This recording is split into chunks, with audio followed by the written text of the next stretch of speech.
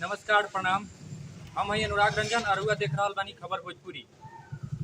जैसे कि रुआ सब जानत तनी कि उत्तर प्रदेश में निकाय चुनाव के पहला चरण के वोटिंग 4 तारीख के होने वाला बा और गोरखपुर में प्रचार प्रसार तेजी से चल रहा बा। यही बीच हमनी के वार्ड संख्या 62 में बानिसा जहां बसपा प्रत्याशी राजेश गुप्ता जी से हमनी के मुलाकात भइल बा। तो सबसे पहले बहुत बहुत स्वागत करतनी हम खबर भोजपुरी पर। जी, मैं राजेश गुप्ता। वार्ड संख्या 62 से रहुआ बसपा प्रत्याशी बनी, रहुआ कौन कौन मुद्दा लेके क्षेत्र में जा रहा बनी? विकास के मुद्दा लेकर के जात बानी हम, और जो सड़क साफ कराए बा, नाली जाम बा ओके साफ करावल जाए, और जो ज़रूरतमंद बा ओके ज़्यादा से ज़्यादा लाभ पहुँचावल जाए हम लोग। और लइकन के जो स्कूल ना जात बाटे उनके जागरूक करा जाएगा, ज़्यादा से ज़्यादा शिक्षा से जोड़ा जाएगा इस बार। और सरकारी योजनाओं का हम लोग ज़्यादा से ज़्यादा संख्या में लोगों को लाभ दिलाया जाएगा। कन्या विद्याधन से लगा जो शादी के योजनाओं को आता है, जो नहीं लोगों तक पहुंच पा रहा है, आयुष्मान कार्ड, राशन कार्ड, सबों चीज़ों का लाभ दिलाया जाएगा। रहुआ बसपा प्रत्याशी बनी, रहुआ लगातार क्षेत्र में जा रहा बनी, अपना जन वार्ड संख्या 62 के मतदाता बंधु लोग बा घरे घरे हुआ जात हो गए, तो रहुआ कैसा प्रतिक्रिया मिल रहा है? लोगों का भरपूर आशीर्वाद मिलता है, प्रेम मिलता है। लोग सुबह शाम रोज कंपेनिंग कर रहा है, चुनाव प्रचार में कंटिन्यू है, लोगों के सुख दुख में शामिल होते आए हैं पिछले 5 साल से। तो इस बार निकाय चुनाव में पूर्ण विश्वास है कि भारतीय चुनाव चिन्ह पे बटन दबा करके लोग भारी मतों से जीतेंगे। रहुआ बसपा पार्टी के चुनाव काहे कही सबसे बड़ा मुद्दा बा? बसपा पार्टी लोगों से जुटा हुआ पार्टी है। बहुत जन जो है, जो पिछड़े समाज के लोगों हैं, ज़्यादा से ज़्यादा लोगों को जोड़ा गया है। और इसलिए मैं समाज को देखते हुए अपने साथ, हम लोगों की बहुत पहले से विचारधारा है कि पार्टी ने विचारधारा की। लोकल जब चुनाव होला, लोकल मुद्दा के लेके लड़ल जाला, तो एमे जो लोकल मुद्दा बा जो लोग क्षेत्र के होके जनता के सामने अवगत कराई। लोकल मुद्दा मच्छर के मुद्दा है, और मलेरिया, डेंगू, सब हमारे वार्ड में ज़्यादा से ज़्यादा लोगों को परेशान कर रहा है। और डेंगू पहला लक्ष्य है कि इसको डेंगू मुक्त वार्ड कराया जाए और साफ़ सफाई पूरे कराया जाए। जैसे कि आमतौर पर माना जाला कि कोनो प्रत्याशी चुनाव जब लड़ेला तो वो पूरा क्षेत्र में घूमेला, लेकिन जैसे चुनाव में जीत जाला, ओकरा पद हासिल हो जाला, तो वो क्षेत्र के जनता के बीच से गायब हो जाला।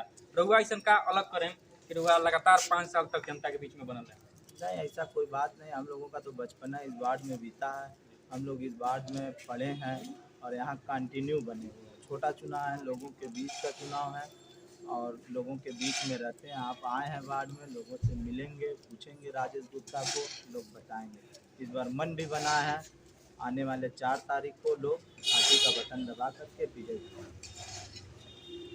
आवे वाला 4 तारीख के भारी से भारी संख्या में लोग मतदान करे, एकरा खातिर जनता के रहुआ का संदेश है?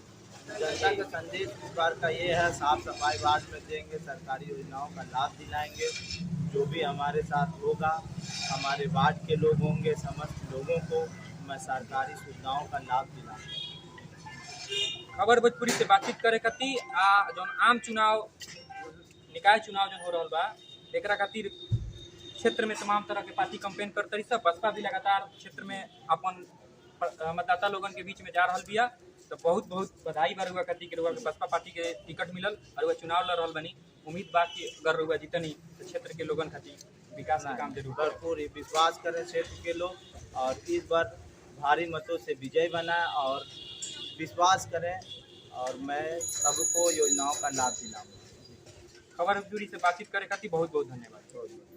वार्ड संख्या 62 में हमनी के बानी सा, यहाँ तमाम लोग बैठल बा। हम जाने के चाहें कि एक क्षेत्र के मुद्दा का बाटे और लोग कौना मुद्दा पर वोट करे के सोच रहा बाटे। बहुत बहुत स्वागत बा।